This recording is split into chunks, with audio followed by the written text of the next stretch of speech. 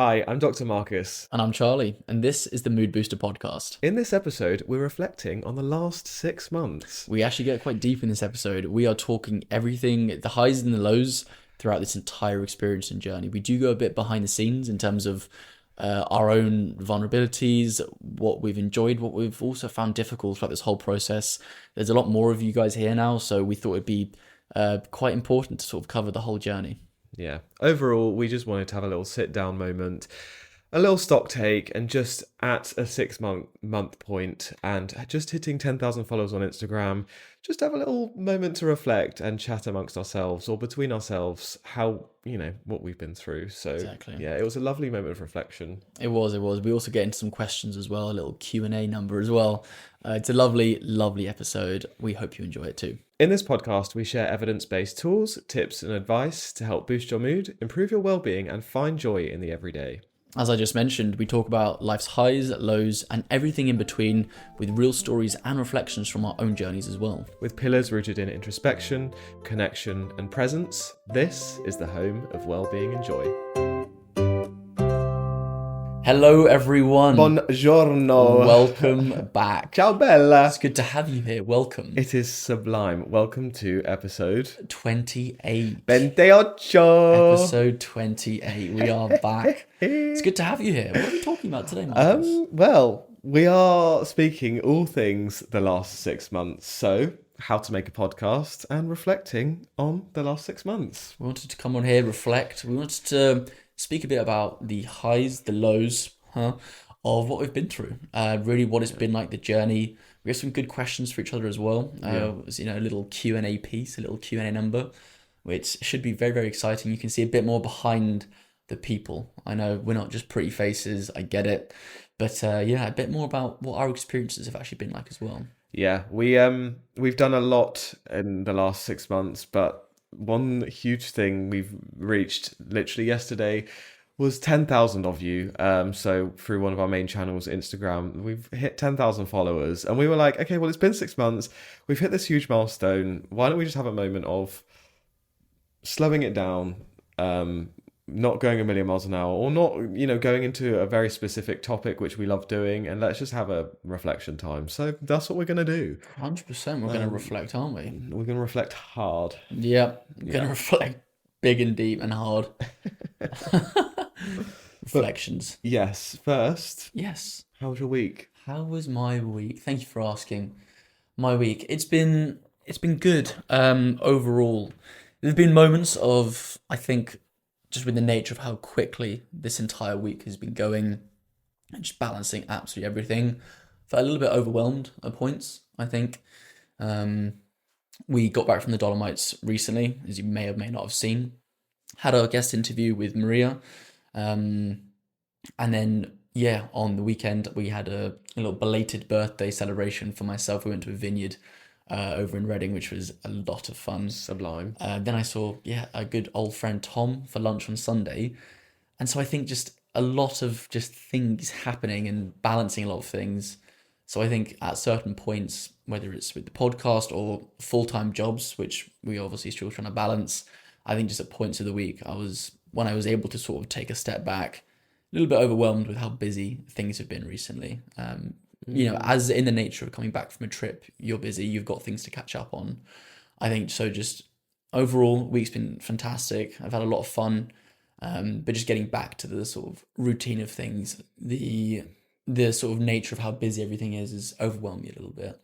It's been a lot. It's been a fun week, as I said, but that's just also been there as well in full transparency. Yeah. Fair enough. Yeah, we had, I think for both of us, yesterday was a bit of a crescendo day. I don't know if that's the right word to use, right? A feeling that all coming to sort of, not heads like blows, like there wasn't some sort of big thing at all, but both of us just independently and then collectively were like, yeah, I'm feeling really overwhelmed today. And then the other was like, yeah, actually I am as well. And we then went out and did street interviews for Maria's episode, which was, interesting. We actually ran into a UFC fighter, a British champion.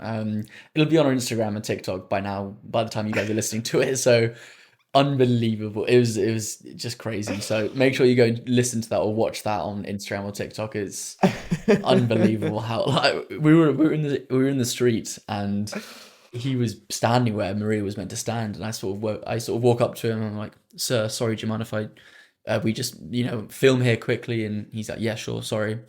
And I clock and I sort of see half of his face, and I go back to Marcus and I say something like, "Oh my god." Yeah. And then I got up to Maria, who does MMA, Muay Thai, and I'm like, "Do you know who that is? It's Michael." I'm not gonna say his name because you can go check it out. And then so I go up to him like, "Excuse me, do you want to be interviewed?" Oh, this is huge. And mid-interview, he gets pulled away by fans as well. So it's yeah, crazy interview. Yeah, Loco. I didn't know he was. I have in my notes app guy we interviewed yesterday on my to-do list for editing. So Yeah, yeah, God knows. Well, I do know now. And it was, let's just say it was an interesting yeah, experience. Yeah.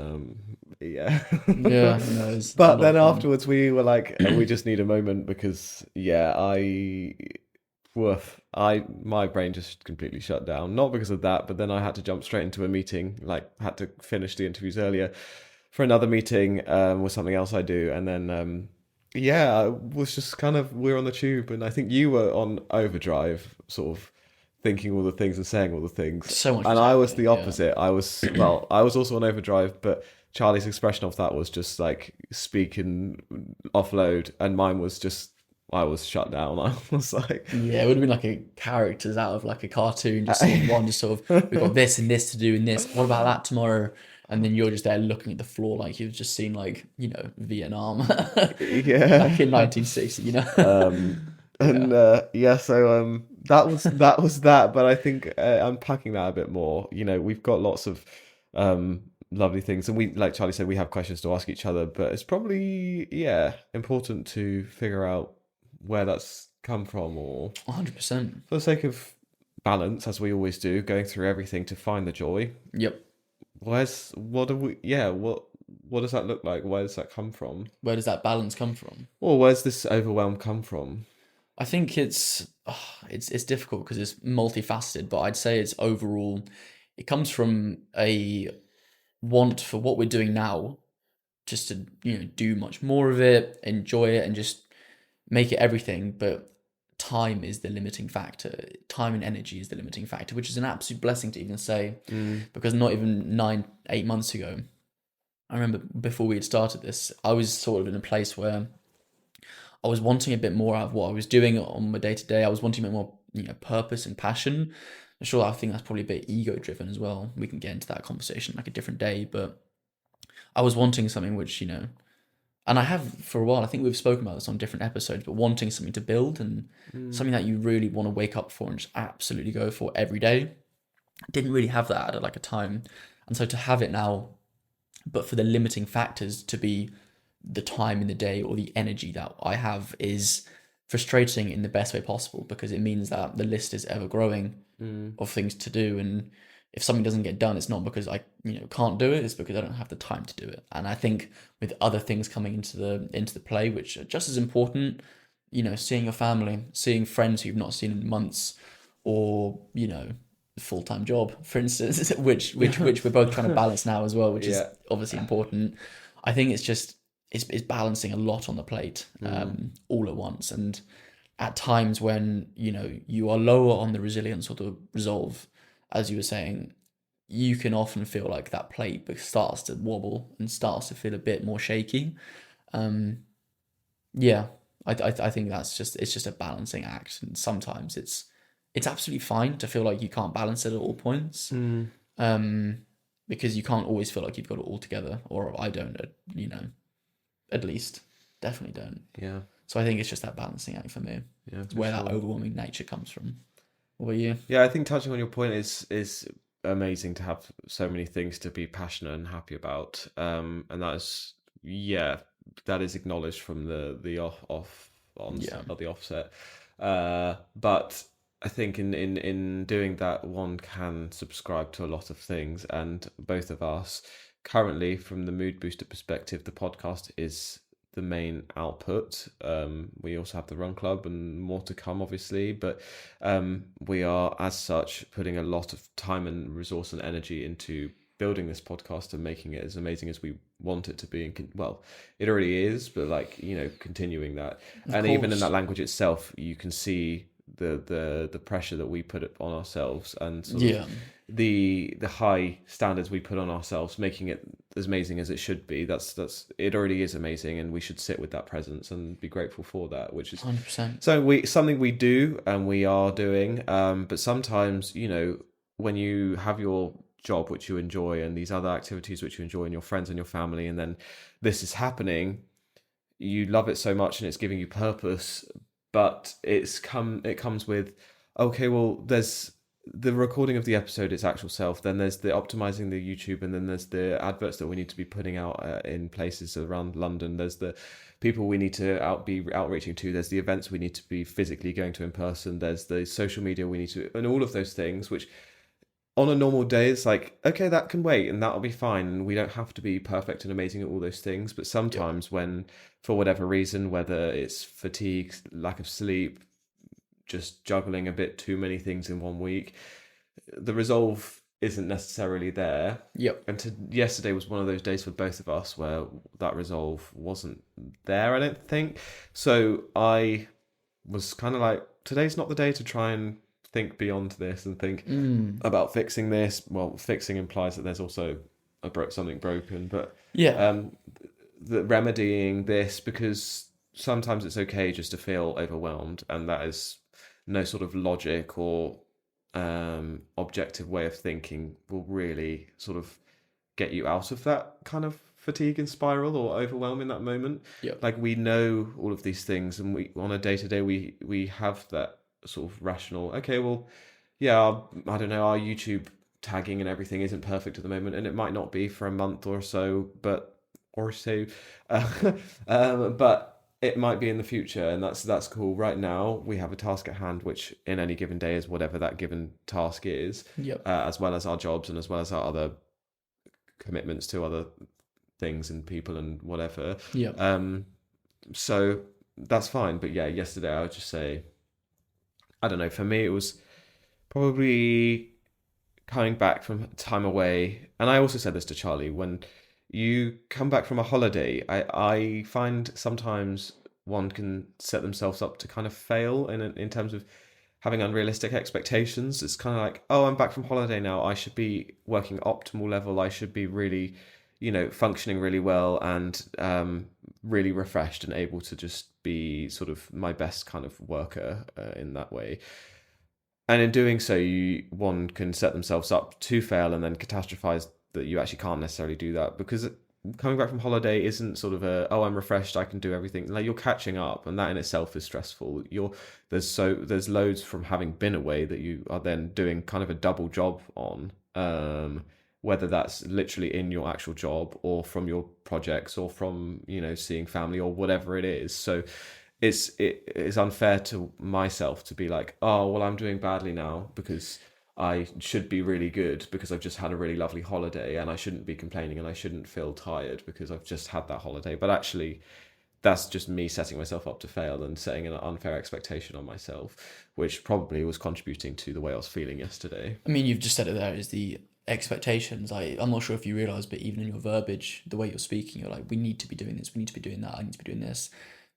We technically don't need to be doing any of this. This is all we get to be doing this. We get to sit down and record, and we get the pleasure of meeting people on the street. It's all gratitude. And I know it's your mindset and almost in your nature now, from knowing you, just how it is, of these pressures you put on yourself to achieve these high things. And sure, things get done from it, but at the crux of it, in the nature of talking about our well-being, that will suffer because of the high expectations you put on yourself. And if something doesn't happen to your expectation, you get these feelings of like, why is it not happening? Yeah, why is it not doing? We need to be doing all this sort of stuff.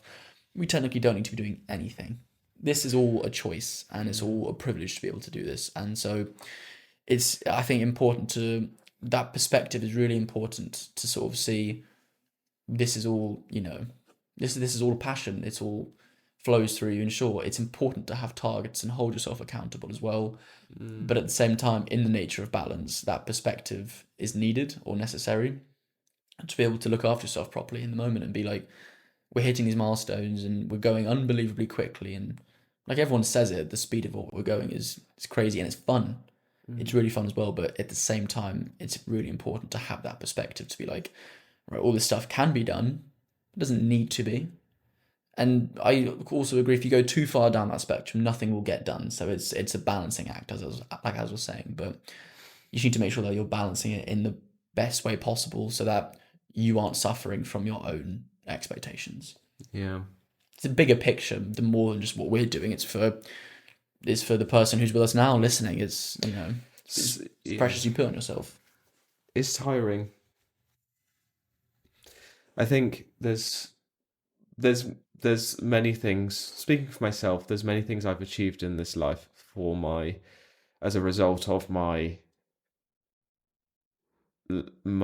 way of being, in the sense of not being satisfied or wanting to do more and more, like having a PhD at the age of 28 or whatever it was, just to name one thing. But at the same time, it's then tiring because in these sorts of moments, not 2 weeks ago, the bloomin' BBC were at the Run Club. Yesterday we hit 10,000 followers, and I'm here. Being honest, I haven't really spoken about this anywhere, thinking like the Run Club isn't doing well and it's not doing what it needs to be doing, and it's the whatever, it's not falling apart. That's ridiculous to say, but in my mind, just paranoid about those sorts of things. Which, when you say that a sentence after saying the BBC just came to your Run Club, Yeah. you can hear how sort of irrational that is. But it's just something that it's tiring. And Yeah. it's tiring, but I don't want to perpetuate like a toxic mindset of, oh well, if I wasn't like that, I wouldn't have been successful, or be successful. And I don't necessarily want to change, but sometimes, like today and yesterday, it's okay that it's just a bit too tiring. It's got to be in accordance with realistically what you're happy with. Because if you're someone who's not happy with underfulfilling or underachieving what you feel like you could be, then you'll also think the same in a different vein. If you're achieving these things or putting your heart and putting your mind to them, but then it's not going to how you plan, you'll have these moments of doubt, of low resolve and everything. But the crux of it is the thing will get done a lot quicker than if you had a lot more of a balancing act. The most important thing throughout it all, though, all of it always is yourself. Is because you're the only person experiencing this. Your own perspective is the only way that you're experiencing it. If you weren't here, nothing's going to happen. No. And so if sometimes we strike it too hard, or if we go too hard, or if we go too quickly, we lose a little bit of sight about what's the most important thing. And sure, something will get done, but at what cost? And it's how repetitively we do that is then what leads us to have these sorts of moments. Because I don't know if this is sort of aligns with what you're saying. I think it does, but one of our pillars is literally presence and gratitude, Of course. which I actively, as a way of sort of meeting in the middle with my predispositions, or not my predispositions, but I know my way of working in terms of not being satisfied and wanting more and more and more, and to myself. Presence and gratitude is something I actively work on, and we actively work on, and it's something that's really important to sort of have as that aspirational pillar, because it's something that is really important in this life to do, and something that I'm doing proactively all the time. And in amongst those sorts of days, that presence and gratitude sometimes is wavering, which, like I say, yesterday and today, not the day to remedy, because we are people who practice presence and gratitude so much, sometimes too much. I'm always there sort of saying to Charlie, this is a really cool moment, I'm really grateful for this, all of those things, like being over sentimental and whatnot, because it is, I am practicing that and noticing in those moments when it's really cool. But yeah, maybe today and yesterday was just not those days, and that's also okay. But the presence and gratitude, yes, as you're saying, when you're focused on all those things and the targets and whatnot, it can detract from your ability to just be like, this is something we're choosing to do. This is something that's really amazing, and we're so lucky to have, and we're so lucky to have our jobs and to have all of our other things. So let's just be grateful for that. But just because you feel one thing, it doesn't mean you don't feel the other. Like, things aren't binary or mutually exclusive like that. Two realities can exist and coexist. I can feel really tired and overwhelmed on a day while also feeling extremely grateful and happy about it as well. And in that moment last night when we were debriefing, I literally said, and you said, we are so lucky that we have, and you literally said, 10 months ago I was asking for purpose like this, and now I have it, and we're so lucky that we just have it in abundance, that we are like two scared kids just like with wide eyes, like, where do we even begin with this mountain of Amount of purpose? It's true, yeah. Well, Yeah. here's a question for you. I know we said we'd do a bit of Q&A, and I've got a question. It's quite a deep question as well. So Lord. curious to know how you react to it through everything, through the highs, the lows, and I'm almost interested to see how you react to this as well.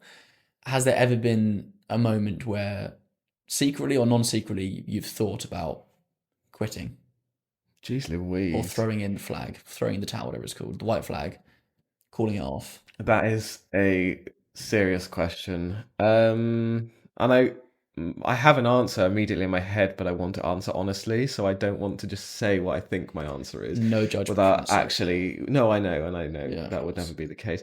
I, yeah. My immediate answer in my head is no. At whatever level of frustration, doubt, anxiety, I've not, but I want to make sure I'm honestly answering. Because there might have been a time, but I don't think there has been. I've always known since we've been doing this that this is like a purpose fulfilling thing, and yeah, to be honest, this has been something that has, like, yeah, don't get me wrong, and I've said this in episodes before, I loved my PhD and the research there. I love the research background and that part of psychology that I teach in.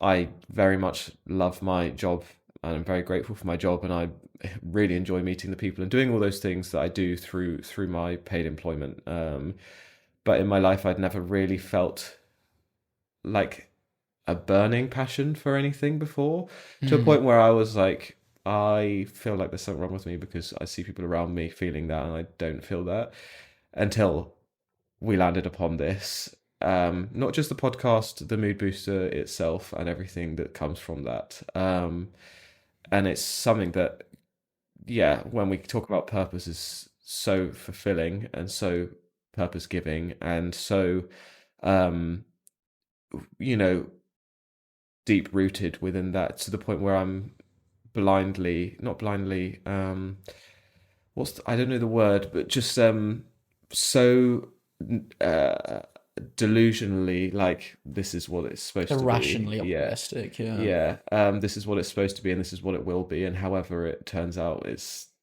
is the gold mine. Yeah. So I don't think I've ever wanted to quit that, in all honesty, even in an argument, even in my own self-doubts, even in, fears of, juggling it with employment and all those things. I don't think I've ever wanted to quit it. Yeah. What do you think of that? To your answer, Yeah. or yeah, I think you got to define, yeah, what quitting it would look like. Self doubt is fully normal. It's yeah, it's whether that self doubt has ever translated into your mind. Should I be doing this, or is this going to work? Or, I mean, that's completely normal to have all those questions when, especially when you're building something so big, is to have those moments of self doubt. But I think, yeah, the question was more quitting is like, have you ever genuinely considered maybe this isn't right? But then again, I don't know where that sits. Well, you always have to question everything you're doing. I wouldn't say, like, to the fundamental level of, is this the right thing to be doing? Maybe, yeah, potentially. But I think even if that's like at a level that is a subconscious level that I'm not even realizing, every time my mind comes back to, this this just on some level you can't put words to feels like it's supposed to be, that it's not worth questioning in that way. Yeah. I don't know. So it doesn't even engage in then like a a conscious thought, because maybe my mind's just covering that. Yeah. I'm not really sure. What about you? Have I ever thought about quitting? Yeah. I think in a similar vein, not to copy your answer, but I've very much had moments of doubt, whether it's from myself or not the vision, but just moments when it's difficult, or when it's tough, when there's an argument, or when something's just not working, or you're not, it's not lining up to the expectations. But the funniest part is everything we're speaking about or doing is the antidote to the self doubt. Is the presence, is the, well, am I having fun doing it? What am I learning? All these things, it goes down to expectations. We're literally speaking about the cure to all these sorts of things that would lead it to, lead these sorts of moments of doubt to occur.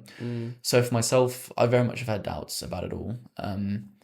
But I'd say increasingly I've become better and better at seeing that, realizing it, sort of seeing the pattern and knowing, not ways to deal with it, but just knowing my truer self.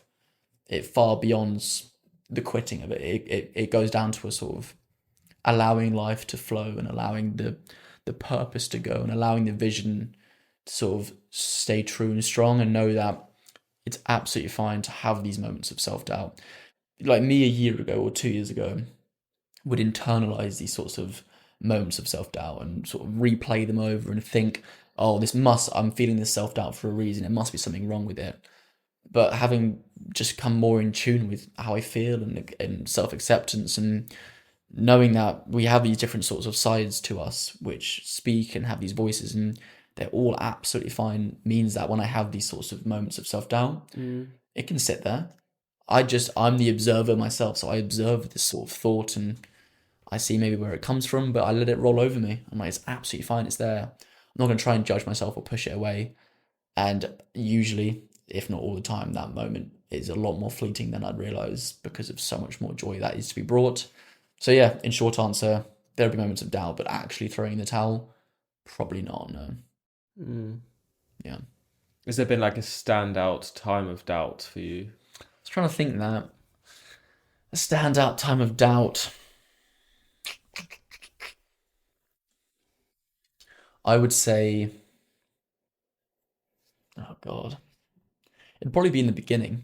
I think when we were just starting and the idea was coming to be, when it wasn't really a thing, it was just a concept and it was just an idea, and it was the sort of easiest to sort of think of reasons why, because I had other things going on or other priorities in my life at the time, which I'd rather have been doing, just because I didn't know this, and I didn't know the joy which would have come. But through repeatedly doing what we're doing here, and repeatedly talking to amazing people, interviewing a UFC fighter yesterday, which was a crazy interview in itself, meeting all our guests, going away, traveling with the podcast, that it just reinforces it more and more each time. So I wouldn't say there's a standout moment. I'd say just as it's gone on, it's increasingly there's been less and less sort of doubt Yeah. in the project itself. Yeah, I couldn't think of a specific one moment in time where I was like, this is like even an argument. Like I can't think of an argument or a moment of self-reflection where I've been like, okay, that was a standout thing to me. That was like, I think the brain. Sorry, go on. no, that was sort of, this is the time that I doubted. I don't have that one standout moment personally. The brain might do that on purpose, though. I don't know. I do not know. I'm not a neurobiologist, but it'd be interesting to know if the brain doesn't hold on to those moments of self-doubt because it doesn't serve a purpose. I don't know. I feel like there's things and other dynamics in my life or past times when that there's specific events and you're like, okay, that was quite, Yeah, fair enough. I don't know. Yeah, when it shows you something, it's not not right. Yeah. I guess so. Yeah, actually, you're right. Well, we've not experienced it because this is the right path. The angel numbers are flowing and everything. Yeah, they are. All the sort of right signals are there. I think that's probably a reason as well. If we're looking at a higher power, these are all the right things. Yeah. I think so. Okay. Well, Yes. talking about standout memories. Oh, golly. This is quite an expected question on reflections. Yeah. quite a straight, narrow, vanilla one. Yep. But from the last 6 months or beyond, because we've actually been doing this since December last year, um, what is one standout memory, Do you get that? Well, and why does it mean so much to you? okay. One stand-up memory of the entire journey. The entire thing. I don't know. The Did I not veto this question? Nope. The highs and lows. I don't know. Veto that. That's not the highs and lows. Sounds a lot like What's it. one standout memory, and why does it mean so I much to think I you? vetoed this one. One memory is. Oh, one memory. Starting easy. That's just such a difficult question. One memory that stands out. Oh, golly. One memory that stands out. I'll play some elevator music while he's thinking. I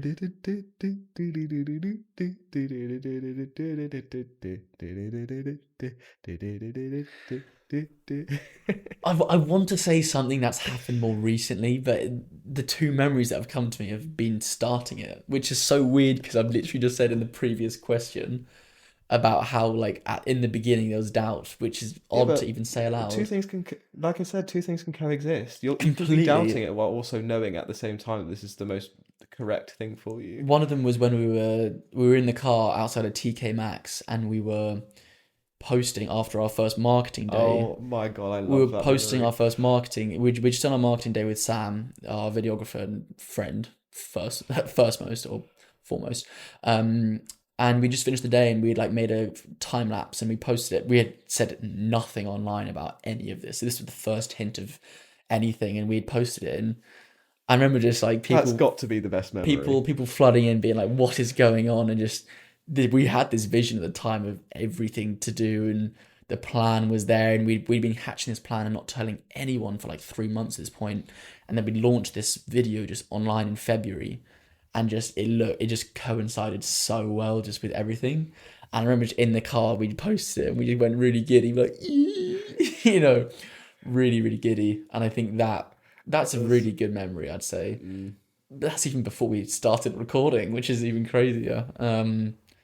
Either that or on the way to record our very first episode as well in Spain in that car ride. I remember that. I mean, there are so many now I'm even thinking about it, but those are the ones which sprung to mind initially. How about you? See, I asked that question. No. Oh, also, can you say, have you covered why they're important to you Oh, yes, that's a really good point, actually. Why they're important and why to they me. mean so much? Well, I'll start with it. It was And don't be afraid of being deep. yeah. I hate talking about my feelings. Don't I? It's exactly why I've got Trying a to get all Wellbeing the feels podcast. here today, you see, guys. This guy, I'm an absolute. You just see me as a content cow, don't you? Just literally, yeah. It's just just make sure you try and cry on the podcast, please. Make sure you just really get emotional. Yeah, get those tears going. Right. Why they're important? I think it was for, as I had mentioned, for a while before we had started this, there was a real absence in the sort of in feeling like I'd found something that I wanted to do. To be honest, it was since after university I'd sort of had that lack of purpose or drive. And for me, it's something which is quite important is to have something which is like a burning want to do something and wake up every day. Because to be honest, this is getting really deep, but one of my biggest fears in life is, getting to the end of my life and realizing or thinking I've not achieved what I wanted to achieve or found something that I love doing, or this is very egotistical but made a difference to maybe even my own life or someone else's life. And these are sort of fears that I have in life is, on my deathbed, will I look back with like, I'm really happy I achieved this. I'm really happy I took the opportunities and did this and that. And I think for a while I really hadn't found my lane or found a sort of thing that I believed in or I found passion in doing. And having that absence of something like that for a long time is tough. It wears down on you. And it's especially when you're at such a pivotal point in your life when, of course, by comparing to other people, you think, oh, should I have something going on? And it's easy to judge, especially when you're in a position where you don't have that sort of thing.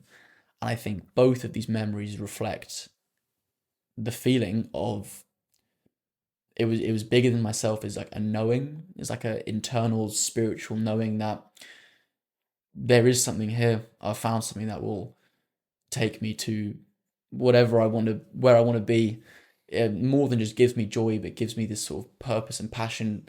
I remember on the way to our first episode, we were up at like 5:45 in the morning. It was pitch black and it was like 4 degrees.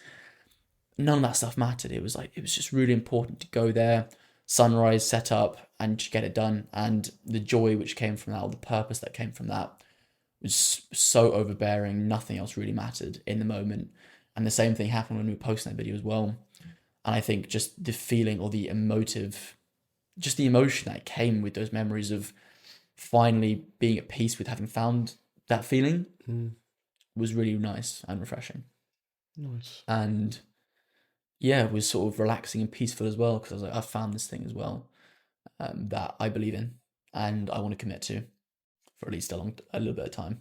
So, yeah, I'd say it was the final sort of presence. It was the presence of that feeling of purpose and passion that had been absent for quite a while, which I was trying to fill in with all these different things like races and all this cool stuff. But it's nice when you have that, something that is bigger than myself to work on, something that transcends me.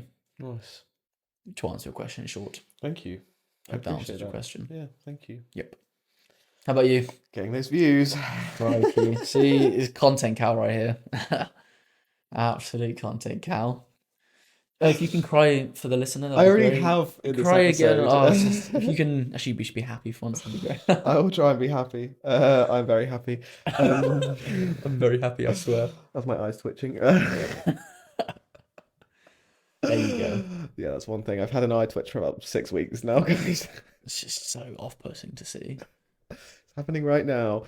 What I don't know why I asked this question because I don't have an answer. Shot yourself in the foot there. I know, it's so silly. This isn't.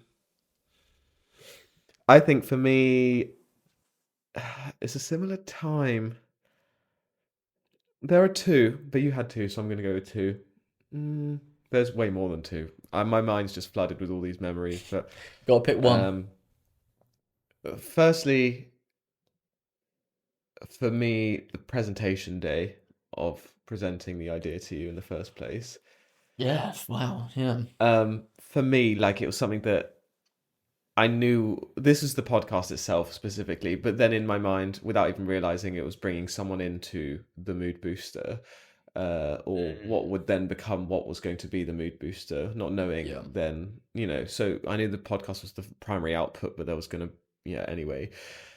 I think that was a standout memory. To set the scene, we've said this before in our introductions, but someday in December, I'd had the light bulb hit, and I was like, okay, we're working together in town on this day anyway. I'm gonna put a presentation together to give some ideas and to ask Charlie whether he would join this journey. And I made a very jokey, fun presentation, and yeah, we were in a cafe in Shoreditch, just off Brick Lane. Pavilion. Lovely coffee. And yeah, gave Charlie the presentation. I would say I was a little nervous, but really I don't think I was actually nervous at all. I think some part of me just knew it was happening. Yep. And yeah, that is, I don't know, like it's not all of the thick of it and the people we're meeting, all of those things are so cool, and our memories and traveling and all those things.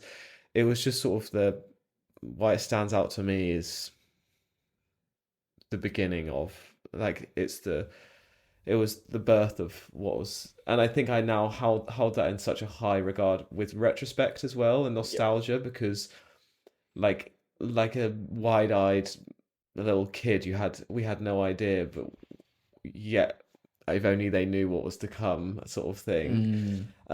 So yeah, I hold a lot of nostalgia for that, and it was just really cool sort of having that moment of, for myself being, I don't want to do this passion and this career by myself, and I never have wanted to.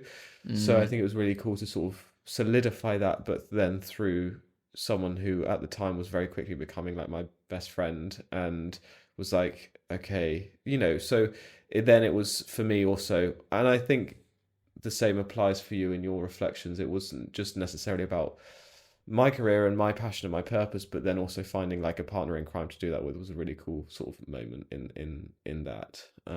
So weird. Both of our memory, or both of our favorite memories, are not of the actual podcast, or like it's before it. It Yeah. was the start.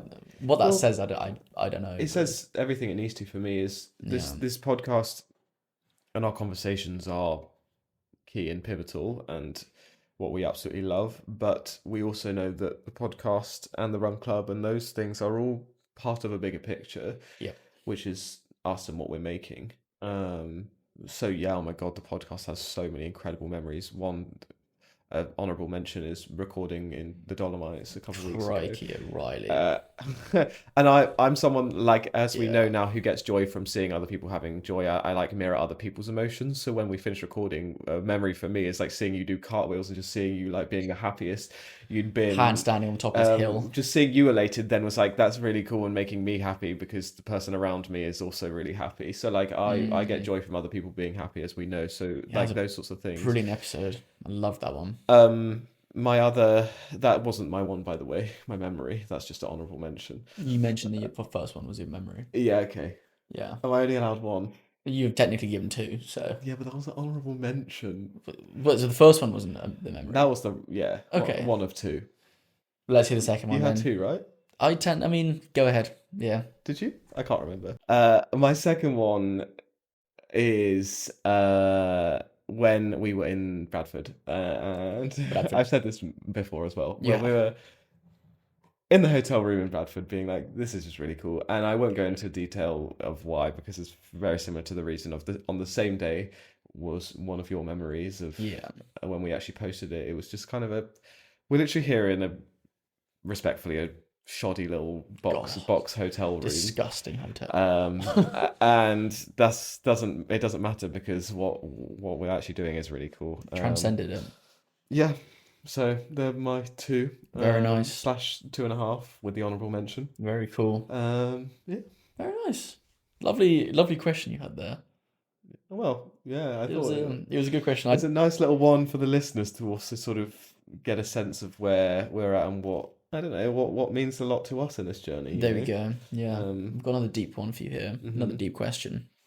As the famous Jojo Siwa once said, who is your dream guest on your podcast? Oh my God, that's such a good question. The famous Mrs. Dream Miss... guest on my podcast. I'm not contributing to any Jojo Siwa hate.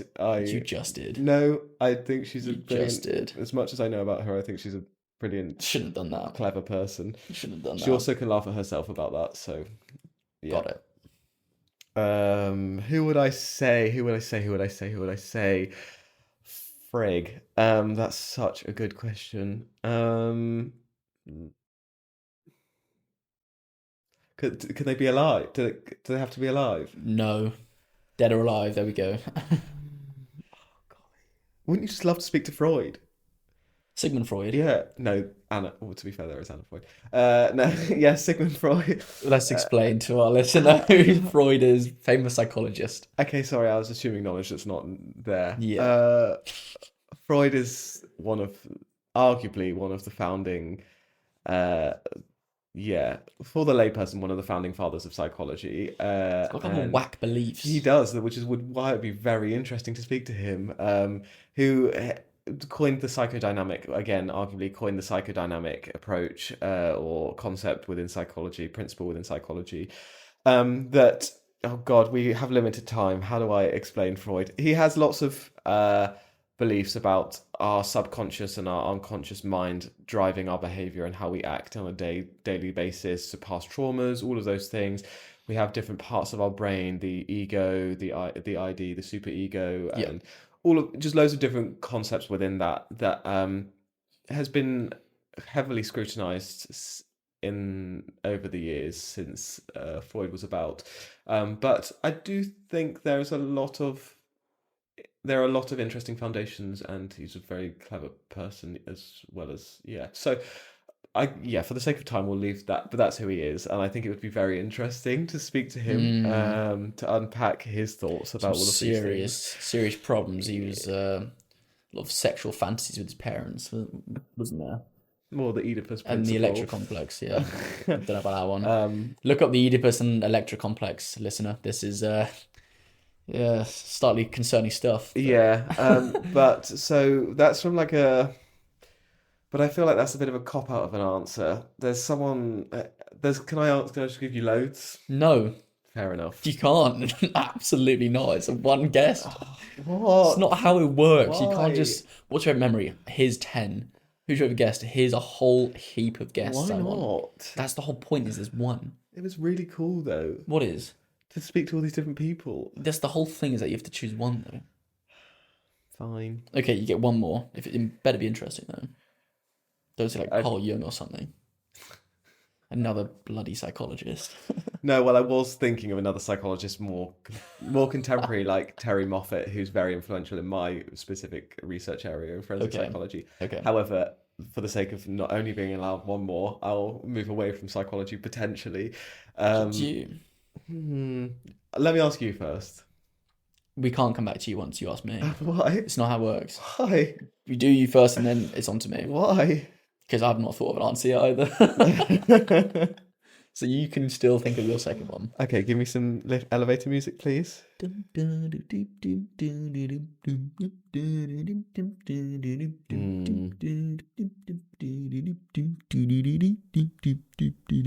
This is such poor I content. know. You just go. I'm sticking to the one. Okay, I should just go here. Let me think. It's difficult, isn't it? One person of all time.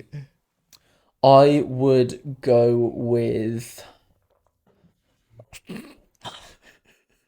Who would that be? I just thought you could probably guess it. But that's why I can't say it. I don't think I can guess. Yeah, it'd be fairly obvious. I'm not going to say it. No, say it as a joke. No, okay, as a joke, Julius Caesar, but I can't. Oh, okay, yeah, no. Obviously. But I'm not going with that. I cannot finalize it. It'd be really interesting, but I cannot finalize it. I'd say my dream guest on my podcast would be Crikey. It's difficult, isn't it? That's a really hard question. Yeah. It's the whole thing with role models, isn't it? Well, this is the thing. I don't really put people on a pedestal like that. No. So I'm trying to think of normal people who I just think are cool. David Attenborough, I think he'd be really cool. Everyone would say that, but yeah, It's for a reason. He's really cool. Yeah, what a life he's lived. Yeah. There's a lady in marine conservation, Dr. Sylvia Earle. She's now 90, I think. She's like the queen of marine conservation. She's put her whole life towards it. Nice. I think she'd be absolutely legendary. Her whole decorum is all just like, she attacks these huge issues with utter grace. So I think that'd be really cool as well. That would be cool. I think myself. Yeah. I'm just giving you 3, so I'm just completely broke my own rule there. Nice. Sorry about that. Okay, well, that's absolutely fine. Apologies. Still sticking to the podcast. Yep. What topic has stuck with you the most, and why has it resonated so deeply? Ooh. Out of all of our topics. Regret. Regret. Okay, interesting. Why is that? Because my opinion on it changed throughout the episode. Okay. My thoughts and opinions on regret completely 180'd from before to afterwards. Okay. Growing up, I don't know where it came from, but I was always under the impression regrets were sort of, shaped your actions there. Like, it's fine to regret and it's fine to, it's fine to have these regrets because it shows you where to go. And I don't know, I had a mixed feeling of it, but that was the sort of belief I held. But through our conversations and through genuinely learning what regret was and the tools and tips that we gave to the listener about, how to turn regret into remorse, I myself genuinely came away. I do usually, but I in this episode came away with actionable points on like how can I turn something I regret into something that I can learn from. And at the time, or previously, there have been things that I've regretted or things that I wish I could have changed. But from the episode itself, I've literally come away with tools that I've used since to help transform it into remorse to help me move on. And it's actually worked. And so seeing the episode working like that, doing its thing, doing its job for me, to be on the receiving end of it whilst also being the person who's part of it, was a weird feeling. But that episode was like Yeah, really insightful and a really important topic as well. Great episode. How Great. about you? I know it's recency bias, so I would be saying this, but apologizing. How to apologize. Yep. It's something that all of them, I love all of them.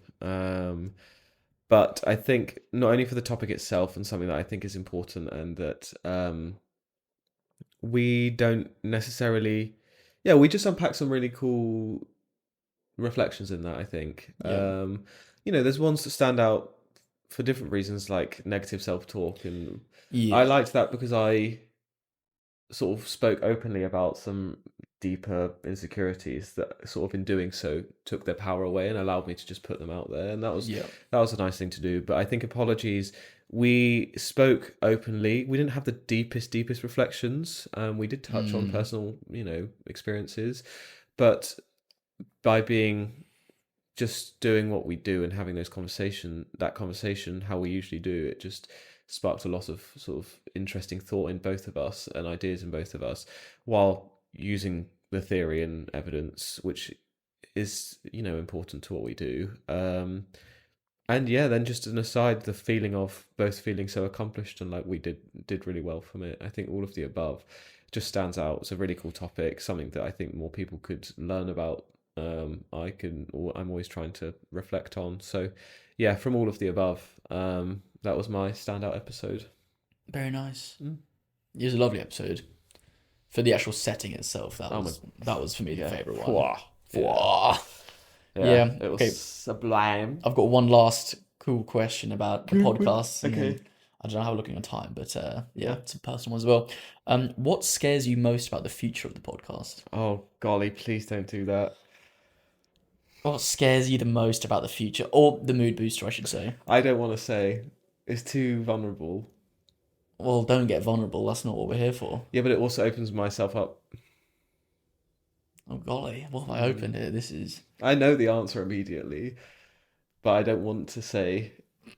I feel like you can know what my answer's going to be, I have no idea. but Well, I'm itching my eye. I'm not crying. Is this my biggest? I think it is because it's what I thought of. But yeah.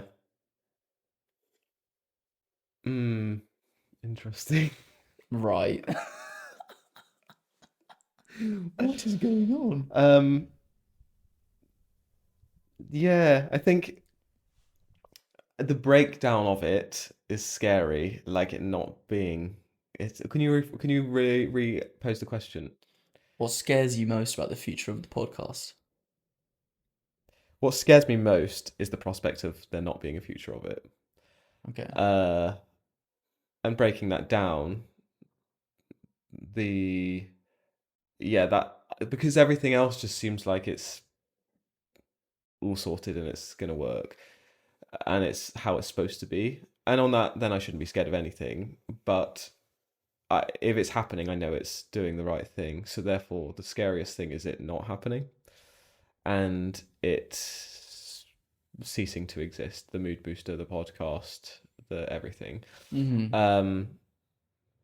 Yeah, and I think the reason I sort of said about vulnerability and hesitation, because part of this is like, well, I think part what I'm saying or beating around the bush I'm saying is like there has for whatever reason, like you not being there, like us not doing that, in a way. Oh, that's super sweet. Oh, well, I'm quitting soon. Because it requires the duo. So to break that down further, I know in life you only can. Well, this isn't necessarily strictly true, but people, should find everything internally and all of those things, and the joy and the happiness and the content and all of those things. And very much until you joined, that was happening with the Run Club, for example, to which you've, very much stepped up and taken that, to be part of the mood booster and your own.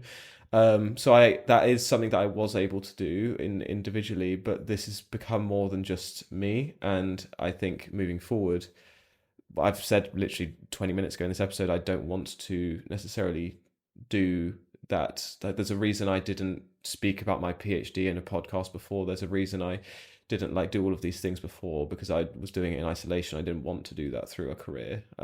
There's hundreds of duos, Ant and Yeah. Deck, Ali and AJ, all of these people for a reason.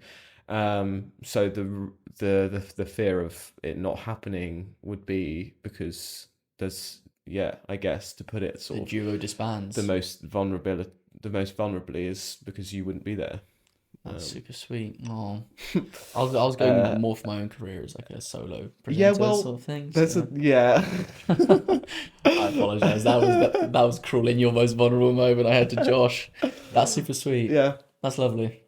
Yeah. And whether you say it or not, I'm sure that I look like a real asshole if I Yeah, don't well, have the same answer now. that's fine. I can only live my reality out, and one can only speak their things. Whether you say it or not, I know that is reciprocated on some level. Of course. So Of course it is, yeah. yeah, That's super sweet. Thank you for getting vulnerable. that's okay. Yeah, Yeah. it's kind of a practical requirement that you're here. So Yeah, 50% of the whole thing, so yeah, kind of needs to work. yeah, For sure. yeah. So Okay. if you just didn't not leave, then we could still do this. Yeah, I don't know about that one, chump. I might have to. And I also didn't want to say, because it implies like a lack of, like, that Ultimately. I think that's going to happen, and that's not necessarily the case. Like, I don't sit here being scared of it. Like I say, I know it's all going to work out, including that. But if I had to say something, That's it would be interesting. that. Not for me to not answer this one, but I have a question which would work really well to follow up. So I'm going to ask it in the same vein. If everything was stripped away, friends, followers, the podcast, what would still give you meaning?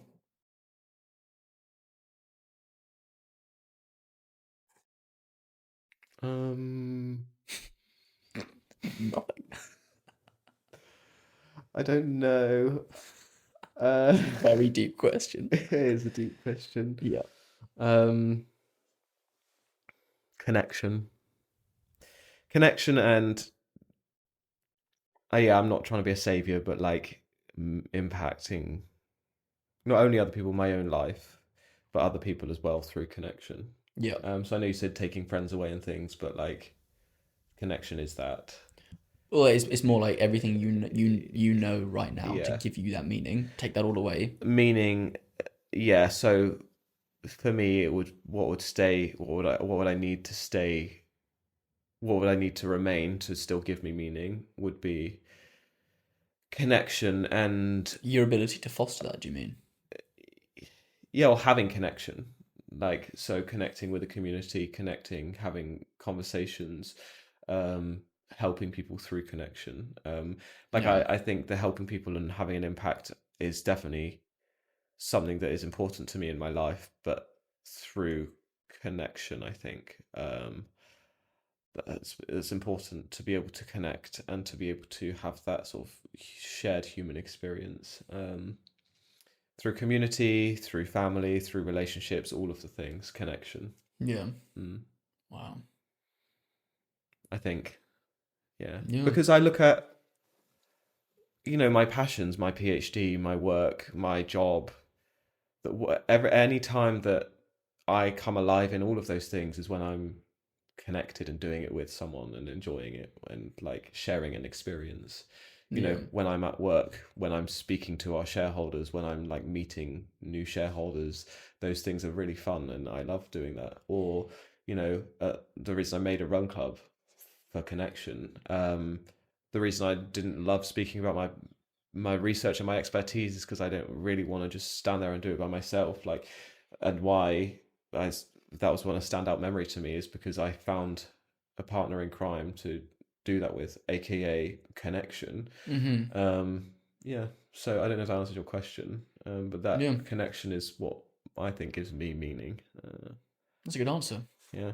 What about you've got two to answer. I do. Yeah. What's your biggest fear? Snakes. 100%. I've had it with these. Snakes? On My this. biggest what scares me the most about the future of the podcast. I mean, yeah, in essence it would be that it doesn't work. It doesn't succeed. That's but in the nature of not copying your answer, I'm going to try and think of a different thing. You can do if you want to. Well, no, because it's also multifaceted. It's not.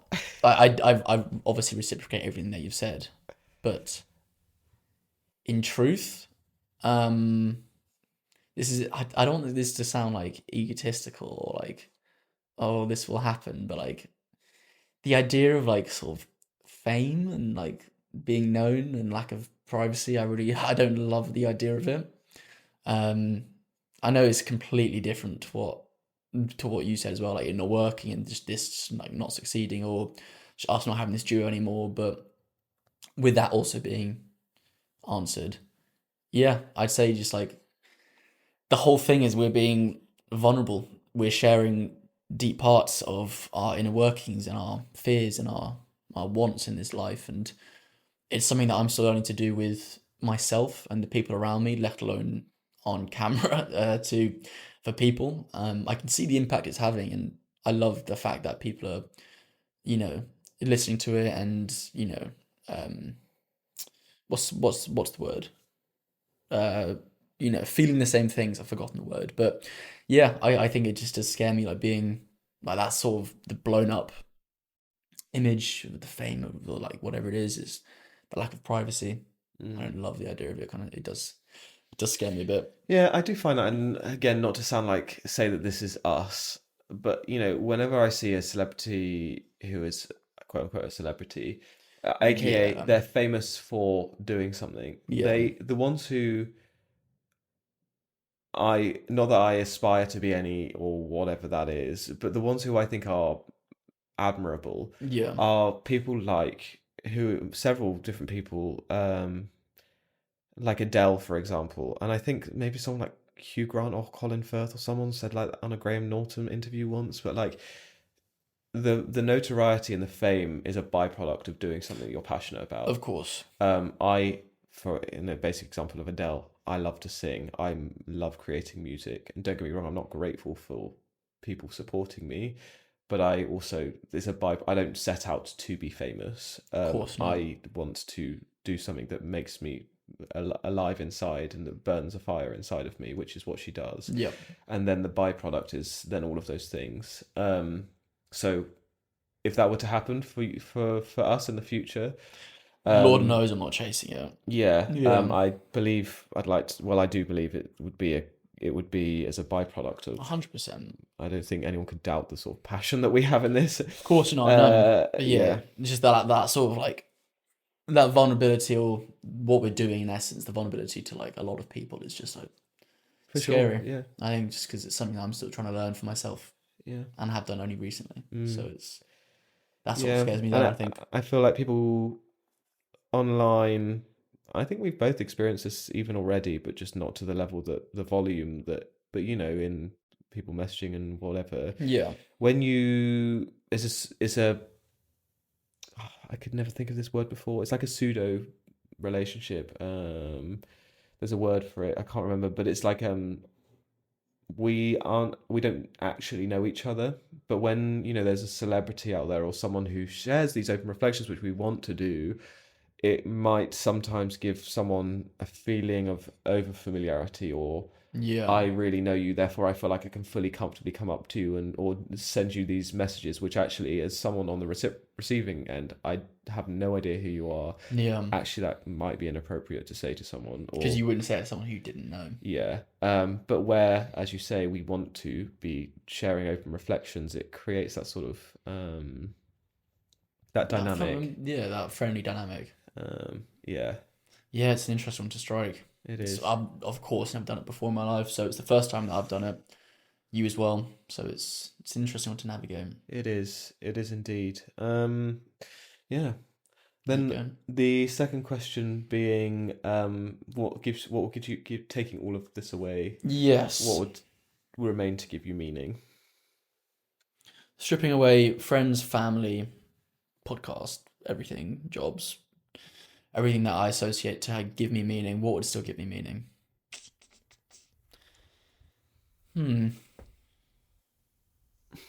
I would say my.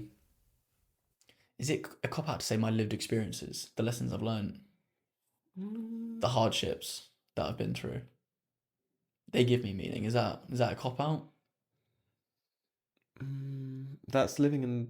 Is that living in the past? I don't know. Not at all. It's just like with reflections from where I've gotten to. If everything else was to be stripped away, it still gives me meaning because you can look back, or I would look back on certain things and be like, that was really hard, and the fact that I got through it, it still gives me meaning because I've been able to shape it. It's more of an inward reflection than yours is.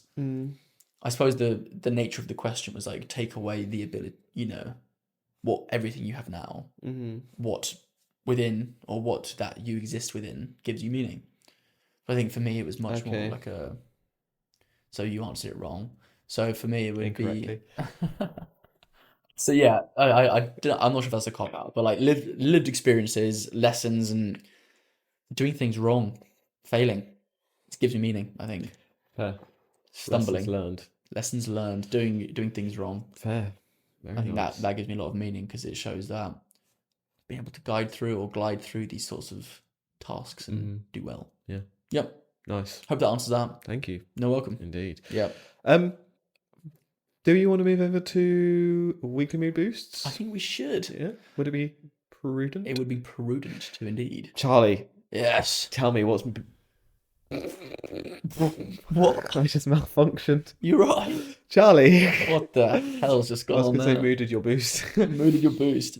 Charlie, tell me what's boosted your mood this week? Oh, what's boosted my mood? Chris, who runs Run Your Mind, the fantastic run club based just next to Bond Street. He ran his first marathon this week, didn't he? The Berlin Marathon. That happened. Pretty epic. Alongside Harry Styles. Huge. Well done, Chris. It boosted my mood. Yeah. Marcus informed me, and I was super happy for you. Well done. I don't know why. I thought you'd run one before, but yeah.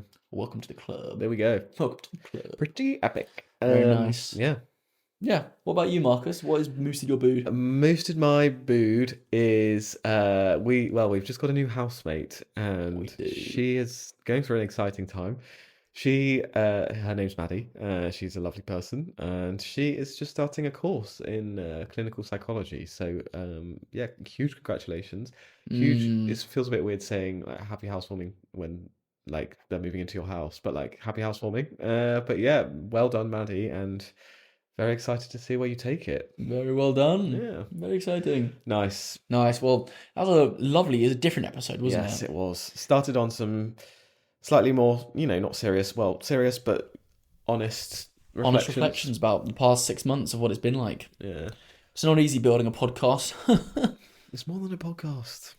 It's not easy. Yeah. God, first world problems, am I right? It is. First world problems. Okay, I'm going to do some ASMR while you turn this off.